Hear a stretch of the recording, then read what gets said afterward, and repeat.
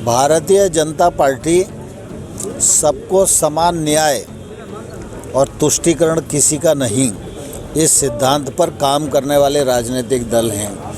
ये जो बाकी तथाकथित राजनीतिक दल देश की राजनीति में काम करते हैं, ये चुनाव के लिए और वोट के लिए कभी हिंदुत्व को अपनाते हैं, कभी इस्लाम को अपनाते हैं, कभी इस्लाम को गाली देते हैं, कभी हिंदुत्व को गाली देते हैं। इनका कोई धर्म ईमान नहीं है। देश में भारतीय जनता पार्टी के हिंदुत्व के एजेंडे पे अन्य राजनीतिक दल भी गतिमान हो गए हैं। ममता बनर्जी हो, तेलुग देशम हो या जो भी राजनीतिक विरोधी पार्टियां हैं, वो सब हैं सॉफ्ट हिंदुत्व की तरफ जा रही हैं। क्या माने इसको?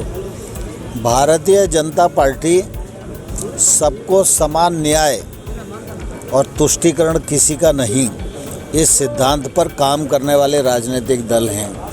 ये जो बाकी तथाकथित राजनीतिक दल देश की राजनीति में काम करते हैं, ये चुनाव के लिए और वोट के लिए कभी हिंदुत्व को अपनाते हैं, कभी इस्लाम को अपनाते हैं, कभी इस्लाम को गाली देते हैं, कभी हिंदुत्व को गाली देते हैं। इनका कोई धर्म ईमान नहीं है। लेकिन मैं समझता हूँ भारतीय जनता पार्टी के सिद्धांत की यह सफलता है कि अब बाकी राजनीतिक दल भी इस बात को सोचने के लिए विवश हुए हैं कि तुष्टीकरण का खेल हिंदुस्तान में भाजपा ने ख़त्म कर दिया है। क्या पंडित दीनदयाल उपाध्याय और श्यामा प्रसाद मुखर्जी का जो मुख्य एजेंडा था कि भारत को हिंदू राष्ट्र बनाया जाए, तो अपन उसकी ओर बढ़ रहे हैं? राजनीतिक दल भी इसमें सहमत है? अन्य राजनीतिक मैं समझता हूँ डॉक्टर श्यामा प्रसाद मुखर्जी और पंडित दीनदयाल उपाध्याय जी का ये एजेंडा नहीं था।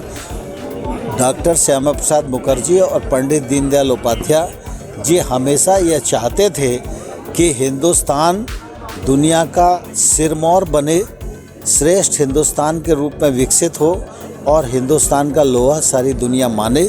उस दिशा में नरेंद्र मोदी जी की सरकार सफलतापूर्वक आज काम कर रही है।